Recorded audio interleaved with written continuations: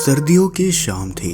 सूरज ढल चुका था और चारों तरफ धुंध सी छाई हुई थी।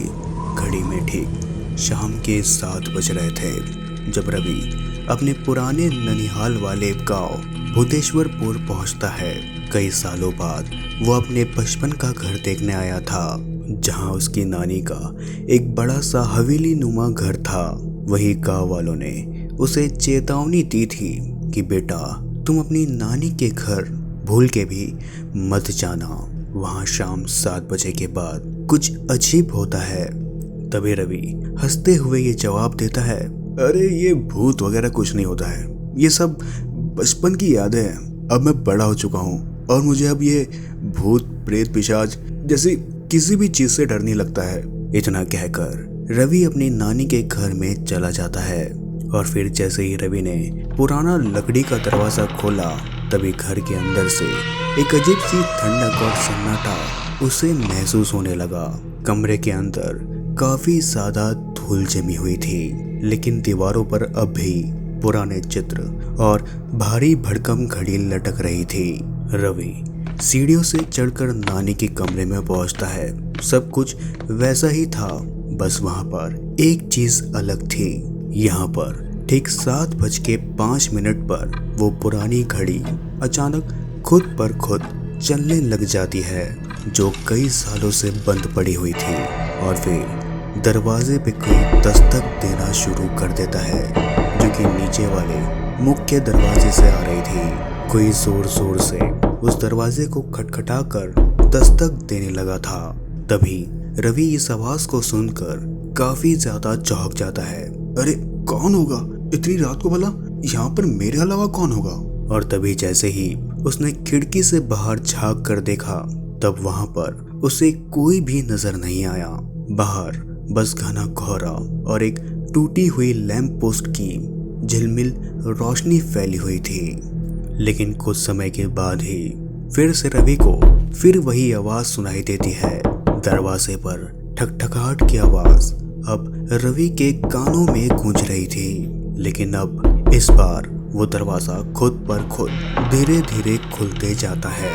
तभी रवि सीढ़ियों से नीचे उतरता है और अपने हाथ में एक टॉर्च लेकर उस दरवाजे की ओर बढ़ता है। तब रवि को दरवाजे के बाहर कोई भी नजर नहीं आता है, लेकिन यहाँ पर रवि का ध्यान एक चीज पर जाता है।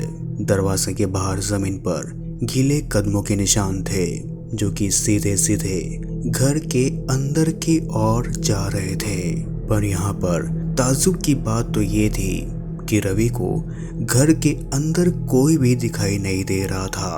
वहीं ठीक 7:10 को सन्नाटा टूटता है और अचानक ऊपर वाले कमरे से एक औरत की चीख सुनाई देना शुरू हो जाती है।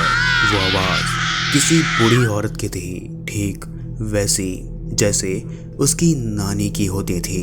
इस आवाज को सुनने के तुरंत ही बाद रवि भागते हुए ऊपर पहुंचता है और ये देखता है कि उसकी नानी की पुरानी झलक आगे उस कमरे में लगे शीशे में दिख रही थी। लेकिन वो झलक शीशे के बाहर नहीं, बल्कि शीशे के अंदर में थी, और वो झलक बस रवि को घूरते जा रही थी और मन ही मन में कुछ बुदबुदाते जा रही थी। रवि, तुम आ गए, लेकिन अब तुम यहाँ से कभी वापस नहीं जा पाओगे। और वहीं ठीक 7:13 पर घर बंद हो जाता है। अचानक हवेली के सारे दरवाजे खुद पर खुद बंद हो जाते हैं। रवि ने भागने की कोशिश की, लेकिन हर खिड़की और हर दरवाजे जैसे लोहे की दीवार बन चुके थे। वहीं रवि ये देखता है कि उसकी नानी की आत्मा अब धीरे धीरे शीशे से बाहर निकल रही है। उसकी नानी का चेहरा झुर्रीदार था और उसकी आंखें बिल्कुल काली थी। इसके अलावा रवि की नानी रवि से ये कहती है, हर साल ठीक 7 बजे कोई ना कोई अपने आप इस हवेली में आता है, पर इस बार मैंने ये सोचा नहीं था कि रवि तुम खुद यहाँ इस हवेली में आ जाओगे। यहाँ ठीक 7:15 पर आखिरी चीख उस हवेली में गूंजती है। रवि की चीख हवेली के बाहर गांव तक सुनाई दी, लेकिन जब गांव के लोग अगले दिन वहां पर पहुंचे तब गांव के लोगों ने ये देखा कि हवेली पूरी तरह से वीरान पड़ी हुई है। हवेली को देखकर यहाँ ऐसा कुछ भी नहीं लग रहा था कि पिछली रात यहाँ पर कुछ हुआ हो, लेकिन गांव वालों के हर एक कोना तलाशने के बावजूद भी रवि गांव वालों को कहीं पर भी नजर नहीं आया।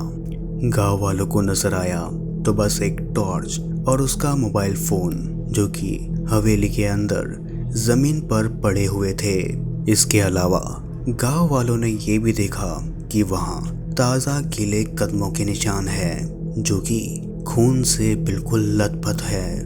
वहीं उस खून से लथपथ निशानों को देखकर गांव वाले आपस में ये बात करने लगे, अरे ये तो हर साल 7 बजे इस हवेली में कोई जाता है, पर यहाँ से कोई वापस नहीं लौटता। पता नहीं ये हवेली का असली राज क्या है।